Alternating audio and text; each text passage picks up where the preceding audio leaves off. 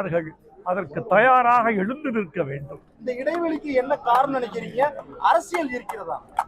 அரசியல் இருப்பதாக நான் கருதவில்லை.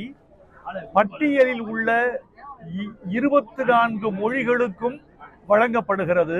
ஒரு மொழிக்கு ஒரு முறை என்று இந்த விருது வழங்கப்படுவதனால் அந்த சுழற்சி முறையில் தாமதமாகிறது. இன்னும் சில மொழிகள், இந்தி 12 முறை பெற்றிருக்கிறது, கன்னடம் 8 முறை பெற்றிருக்கிறது, மலையாளம் 6 முறை பெற்றிருக்கிறது, வங்காளம் 6 முறை பெற்றிருக்கிறது, தமிழ் இப்போதை சேர்த்து 3 முறைதான் பெற்றிருக்கிறது. தமிழ் மொழி இந்தியாவின் எந்த தேசிய மொழிக்கும் குறைந்தது அல்ல. இனி இந்த சுழற்சி முறையில் தமிழை நீங்கள் அதிகமாக கவனிக்க வேண்டும் என்று நான் டெல்லி ஞான பீடத்தையும் கேட்டுக்கொள்கிறேன். தமிழக அரசியல் களம் எப்படி இருக்கு? தேர்தல் சூடு பிடிச்சிருக்கு, எப்படி பாக்குறீங்க? தேர்தல் சூடு பிடித்து இருக்கிறது என்பதற்கு இது மார்ச் மாதம் என்பதும் ஒரு காரணம்.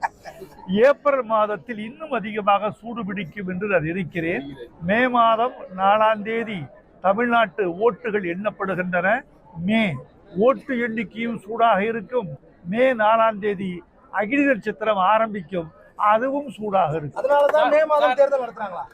இருக்கலாம். சார், நீங்க எழுதிய புத்தகங்கள் உலக அளவில் மிகப்பெரிய தாக்கத்தை ஏற்படுத்தியது. அடுத்து உங்களுடைய படிப்பு என்னவா இருக்கும்? அதற்கான பணியில நீங்க இறங்கிட்டீங்களா? ரொம்ப நல்ல கேள்வி. இந்த கேள்வியை நான் ரசிக்கிறேன். இப்போது ஒரு பணி நடந்து கொண்டிருக்கிறது.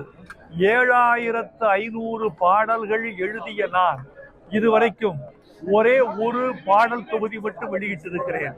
1000 பாடல்கள் என்ற அந்த தொகுதியை என் தமிழாசார் கலைஞர் அவர்கள் வெளியிட்டார்கள் 2011. இப்போது 2ஆம் தொகுப்பு தயாராகி கொண்டிருக்கிறது. அதற்கு 1001 பாடல்கள் என்று தலைப்பிட்டிருக்கிறேன்.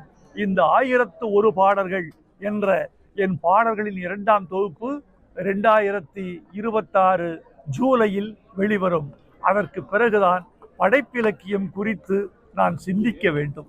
கடந்த சில நாட்களாக கவிஞர்கள், எழுத்தாளர்கள் பேசுவதெல்லாம் சர்ச்சை ஆகிட்டு இருக்கு. எதற்காக இந்த மாதிரி சர்ச்சை? கவிஞர்கள், எழுத்தாளர்கள் என்றால் சர்ச்சை உருவாகத்தானே செய்யும். சர்ச்சை இருந்தால் தானே அவன் எழுத்தாளன். சர்ச்சை இல்லை என்றால் சிந்தனை இல்லை என்று பொருளாயிற்றே. எங்கள் தமிழ் எழுத்தாளர்கள் சிந்தனை அற்றவர்களாக இருக்க வேண்டும் என்று விரும்புகிறீர்களா?